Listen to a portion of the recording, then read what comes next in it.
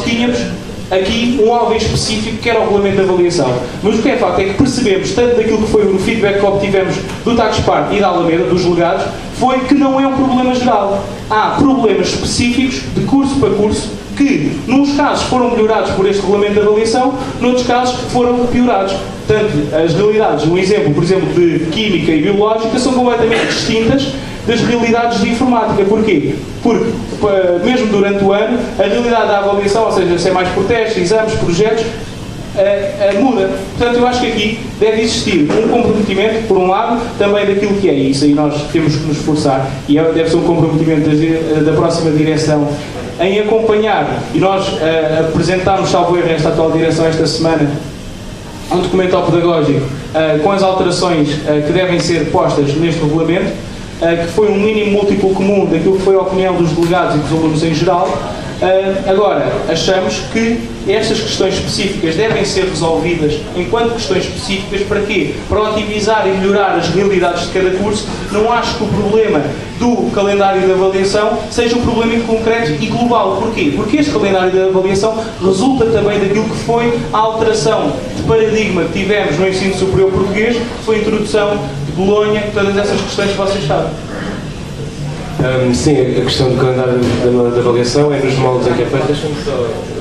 É nos moldes em que é feito e não a própria redução. E nos moldes em que é feito, ele garante 40% de avaliação contínua que não foi verificada em muitos cursos. É claro que há cursos que correram melhor que outros.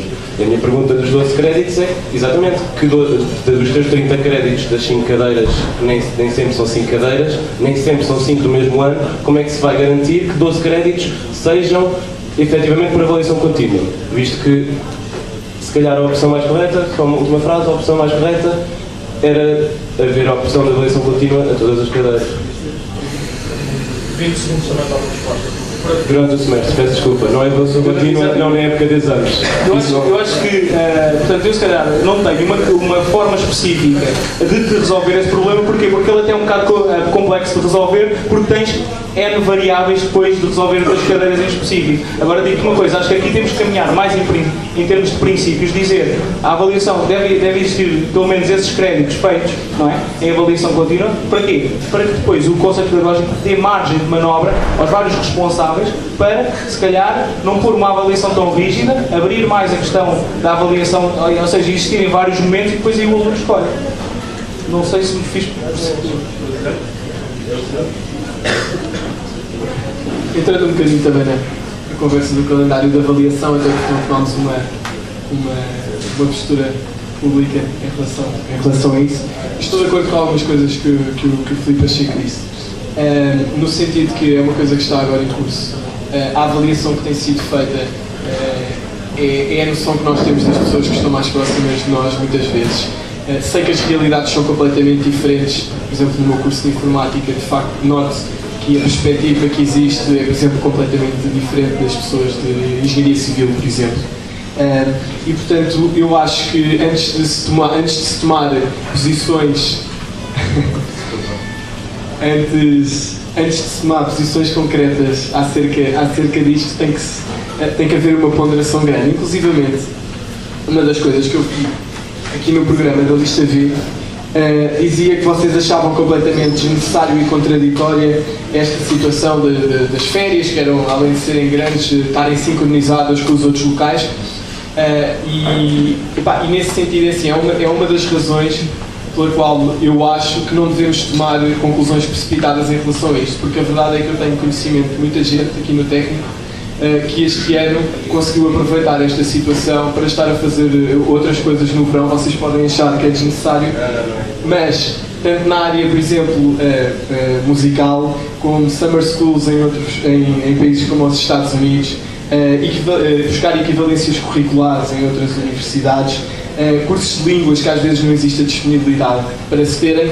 E a verdade é que, por exemplo, as candidaturas para estas summer schools, em que eu aliás me envolvi este ano porque o calendário permitia, ainda não são totalmente compatíveis com o nosso calendário. Ou seja, muitas das escolas, por exemplo, não nos permitem estar na segunda fase de exames aqui no técnico e estar a entrar nos sítios em que devemos, tem que se pedir adiamentos, inclusivamente, por exemplo, em algumas cadeiras que tenho este semestre, até falei com professores que possibilitaram antecipação especial para alunos que estivessem nessa condição na segunda fase. E, portanto, para terminar, eu acho que o calendário de avaliação criou algumas injustiças, principalmente em alguns cursos, por exemplo, concentram tudo nesta semana. Talvez ter-me envolvido neste processo tenha complicado ainda mais a minha vida quando tive um projeto para entregar ontem, tenho outro para entregar amanhã e tenho mais 2 para a semana e ainda discussões disto tudo. Mas a verdade é que eu acho que não podem ser tomadas já decisões estruturais neste sentido para depois se tomar uma real iniciativa, porque temos que ter um feedback mais concreto. Eu acho que depois a ideia dos inquéritos, por exemplo, é muito importante e a posição deve ser tomada mais à frente e depois revelada pública. Mas temos que ponderar os prós e contras.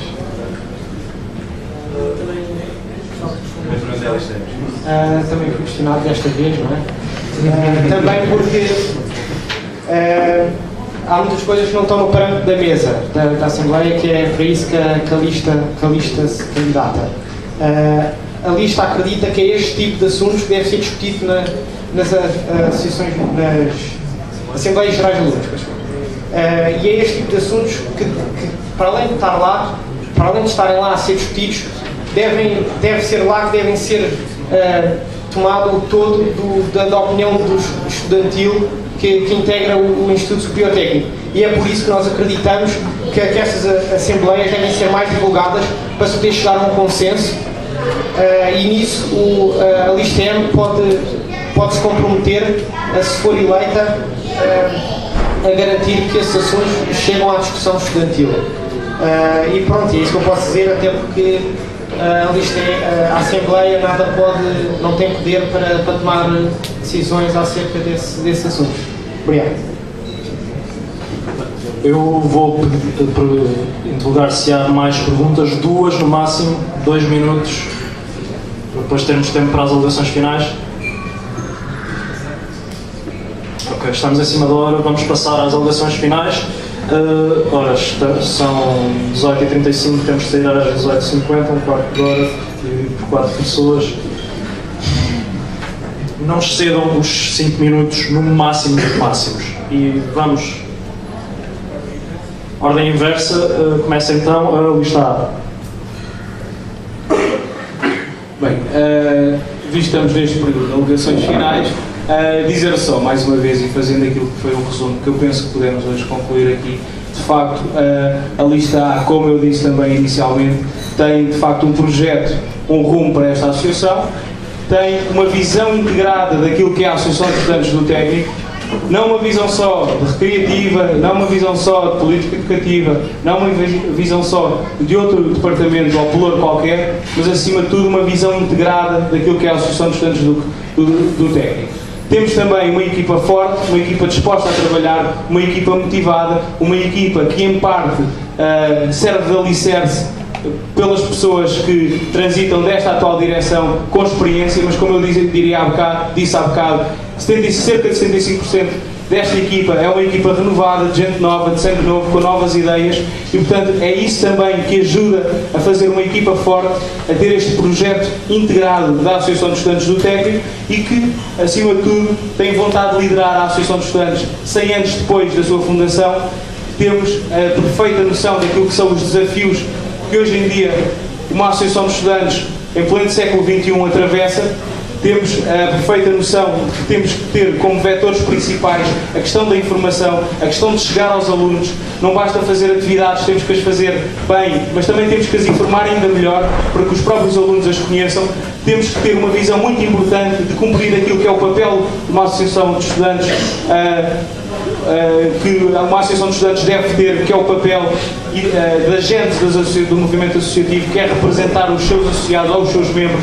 Portanto, de facto, o nosso papel é representar todos os estudantes do técnico nas questões que dizem respeito à juventude, ao ensino superior, à ação social, mobilidade internacional, todas as questões que se vêm pondo hoje em dia, mas também que se põem no futuro. Lá está, falava de mobilidade internacional. Hoje em dia, com a internacionalização das instituições de ensino superior, temos cada vez falar mais destas questões para levar aquilo que é o movimento associativo para o século XXI, ele já está, agora precisa de continuar e de seguir esse caminho. Não podemos estar sempre com uma visão de passado, uma visão retrógrada. Temos que cumprir esta visão daquilo que é antecipar